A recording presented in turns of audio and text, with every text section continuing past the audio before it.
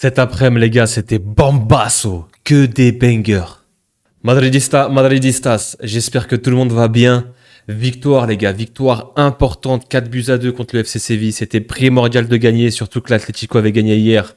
On se souvient de ce braquage et de ce vol qu'il y a eu hier. C'était important de gagner. Il n'y a pas eu de mauvais scénario, pas de mauvaise surprise. On prend les 3 points et let's go. Ok, on encaisse 2 buts. Il y a eu des choses qui ont été moins bonnes, mais l'important c'est qu'on en a mis 4, qu'on a gagné et on a eu nos individualités qui ont été très très bonnes. Je pense à Mbappé, je pense à Rodrigo, je pense à Brahim Diaz aussi. Lucas Vazquez qui a fait un bon match. On va revenir en détail sur ce match les gars, mais en tout cas, qu'est-ce qu'elle fait du bien celle-là. Et on recolle à un petit point devant, juste derrière l'Atlético. En attendant ce match en retard, le 3 janvier contre Valence. J'ai sorti aussi cette vidéo Mercato, mon Mercato idéal pour le Real Madrid. N'hésitez pas à la checker, je vous la mets juste ici, ou là, peu importe. Et voilà, n'hésitez pas à me dire ce que vous en pensez, si vous êtes d'accord ou pas avec les joueurs que j'ai proposés pour le Real. Si vous aussi, vous avez des joueurs à proposer, si vous voyez des joueurs qui sont susceptibles de rejoindre le Real cet hiver ou l'été prochain, n'hésitez pas à mettre ça en commentaire. Et voilà, si vous kiffez le contenu tout simplement les gars, likez, commentez, abonnez-vous pour les nouveaux les gars, c'est important pour le référencement de la chaîne. Merci à tous ceux qui le feront les gars, vous êtes des frères.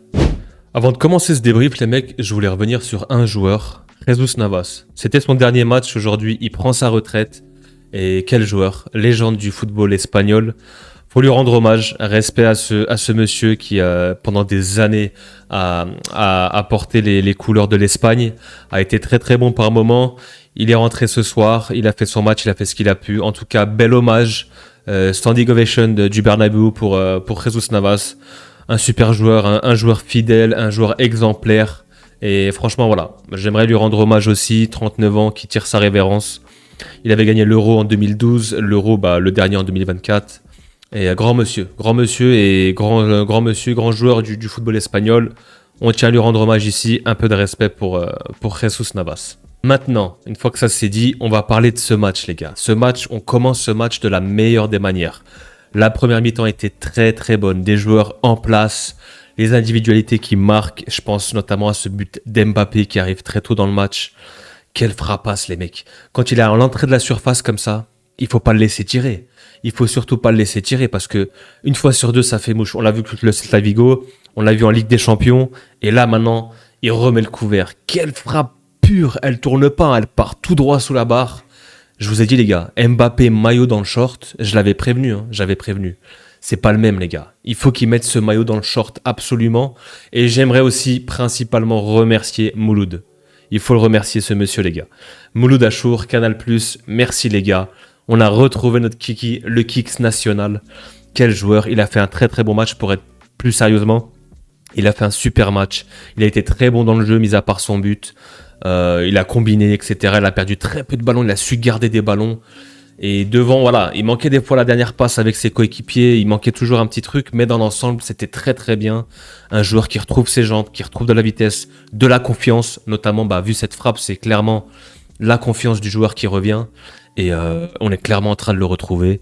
Il marque, ça fait 4 ou 5 matchs qu'il marque à tous les matchs. Il fait cet assist aussi, on reviendra après sur le but de Brahim Diaz. En tout cas, ça fait plaisir de retrouver Kylian comme ça. Il faut qu'il continue. Là, il y aura la trêve, on va pouvoir se reposer. Il y aura ce match en retard contre Valence.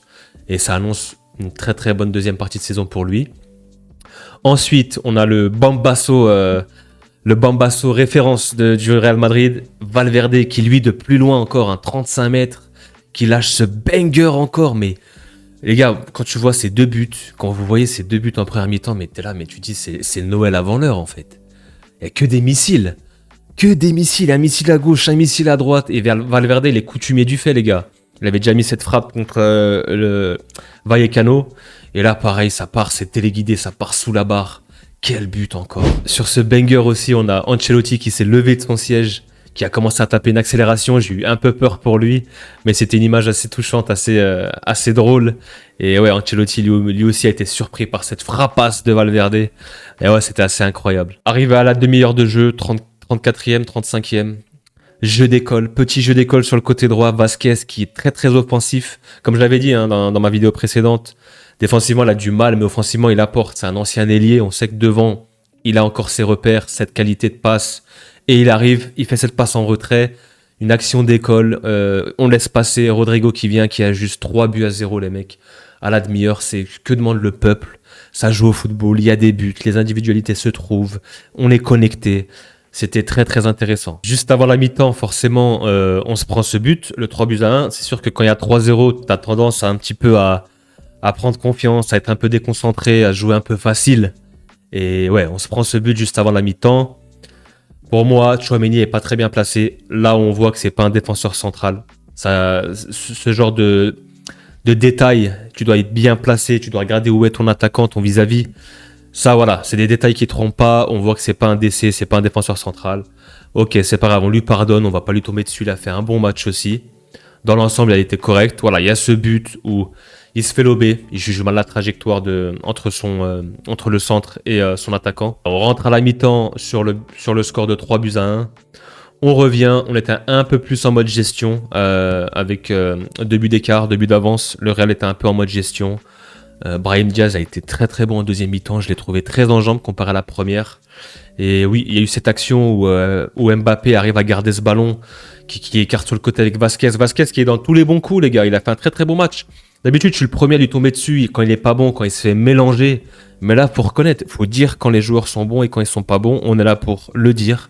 Et Vasquez a fait un très bon match. A été dans tous les bons coups, a fait une passe D, a été très bon dans la dernière passe, dans les centres. Il n'a pas trop été sollicité défensivement. Mais ouais, offensivement, il était super bon. Et ça vient de lui, cette passe pour Mbappé, Mbappé joue en une touche. Petit ballon dans la surface pour trouver Brahim Diaz qui se l'emmène bien et qui finit proprement, lucide. Et très efficace dans le dernier geste. Et ouais, Brahim Diaz aussi, il a marqué des points, même si en première mi-temps, voilà, je l'ai trouvé un peu discret. En deuxième, il a été très bon, il a mis ce but et il a su aussi garder pas mal de ballons, très solide sur ses appuis de plus en plus. Et voilà, Brahim Diaz, il faut vraiment qu'il prenne de la confiance, qu'il prenne Quand il est titulaire, il faut vraiment qu'il endosse ce rôle de leader aussi. Faut pas qu'il soit un peu dans l'ombre de toutes ces stars-là. Faut qu'il prenne un peu sa personnalité, qu'il monte du caractère plutôt, voilà.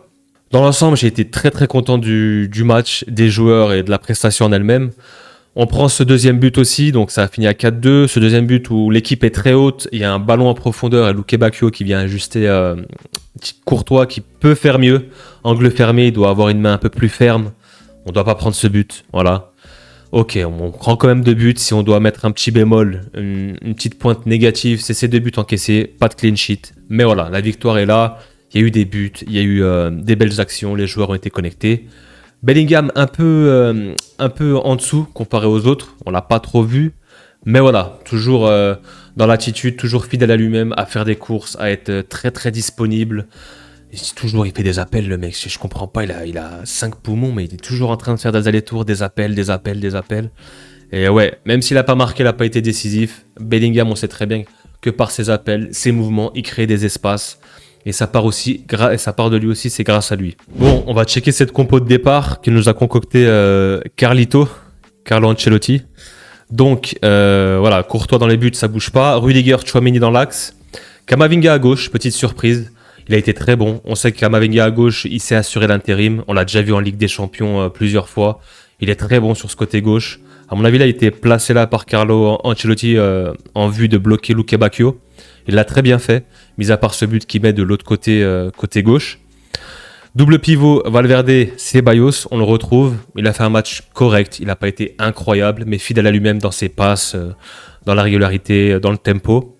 Bellingham en 10, comme j'ai dit, un petit peu discret. Rodrigo à gauche, excellent. Rodrigo, quand il commence à retrouver cette forme-là, il commence à être très très bon. J'espère juste qu'il ne va pas se reblesser, qu'il ne va pas rechuter, mais là... il marque, il est décisif, il fait des passes D très très importants dans le 11 de départ. Brahim Diaz qui prend des ailes, il commence à être en confiance. Il va falloir vraiment qu'il mette un peu plus de caractère, de personnalité, qu'il soit pas dans l'ombre des autres stars. Et Mbappé, MVP, homme du match. Un but, une passe D, et quel but. C'est lui qui ouvre le score, qui met le Real dans le bon rail, dans le bon chemin. Encore une fois, il est MVP. Ça fait plusieurs fois qu'il est MVP cette saison. Pour le coup, il y avait des fois où c'était pas mérité. Là, pour le coup, c'est mérité. Il fait encore un bon match. On le retrouve en jambes, comme j'ai dit, et ça fait plaisir en tout cas. Voilà. Du côté de Séville, un 4-4-2, on a un Baldé derrière. Le gardien, ouais, sur quelques frappes, il aurait pu faire mieux, mais c'est vrai qu'elle part très très forte. Au départ, je me disais, mais qu'est-ce qu'il fout le gardien? Pourquoi il est pas sur la trajectoire? Mais en fait, ça part très très fort. C'est des frappes sèches qui tournent pas, assez flottantes. Du coup, peut-être sur une, il peut faire mieux. Mais sur celle de Rodrigo, il me semble qu'il peut faire un peu mieux. Mais sinon, dans l'ensemble, il a rien pu faire. Et ouais, dans l'ensemble, bah, voilà, Luke Bacchio qui s'est un peu démarqué avec ce but. Sinon, l'équipe est un petit peu mièvre. Séville, cette année, cette saison, et puis depuis l'année dernière, déjà, c'est compliqué, hein. On est loin du FC Séville qui avait enchaîné 3 ou 4 Europa League. Donc voilà, dans l'ensemble, un match très maîtrisé, une victoire qui était importante. Au niveau des stats d'XG, voilà, 1 contre 1, 1,29. Voilà, comme j'ai dit, c'était mérité. Pas grand chose à dire. Par contre, le classement, au niveau du classement, on a des choses à dire. Et on recolle à un petit point des braqueurs, des voleurs. Le Cholismo qui est en tête. Et on a ce match en retard le 3 janvier contre Valence. Donc Valence qui est très très mal aussi, hein, on peut voir. Il faudra gagner impérativement. Mais ouais, c'est vrai qu'il y aura une bataille entre les deux clubs de Madrid et le Barça qui commence à être distancé, avec 19 matchs joués, qui se retrouvent derrière à 2 points du Real et à 3 points de l'Atlético. C'est vrai que le Barça, ça va pas fort en ce moment. Nous, tout se passe bien, on n'a pas eu de mauvais scénario, pas de mauvaise surprise. La victoire était présente, la victoire est importante. L'important, l'essentiel, c'est les 3 points. Petit bémol, on se prend ces 2 buts par manque de concentration. Mis à part ça, voilà. Très très content et très satisfait de cette victoire et de ce match. C'était tout pour moi, on a fait le tour. Victoire, on est content. On recolle à l'Atlético, on les laisse pas s'envoler. Ces petits braqueurs, ces petits voleurs. Voilà, il y aura pas beaucoup d'actualité en ce moment, il y aura encore des matchs, on va sûrement faire des petites vidéos avec des thèmes, il y aura des invités sur la chaîne pendant les vacances, restez branchés les gars, on va vous donner à boire et à manger, vous inquiétez pas. Et voilà, il y aura encore ce match du Real le 3 janvier contre Valence, le match en retard. Et puis voilà, on se revoit sûrement la saison prochaine aussi pour la deuxième partie de saison qui s'annonce croustillante. Et voilà, en tout cas les gars, j'espère que vous avez kiffé la vidéo. Likez, commentez, abonnez-vous. Vous connaissez la chanson, la musique. Et sur ce, je vous laisse et passez une très très bonne soirée. Peace.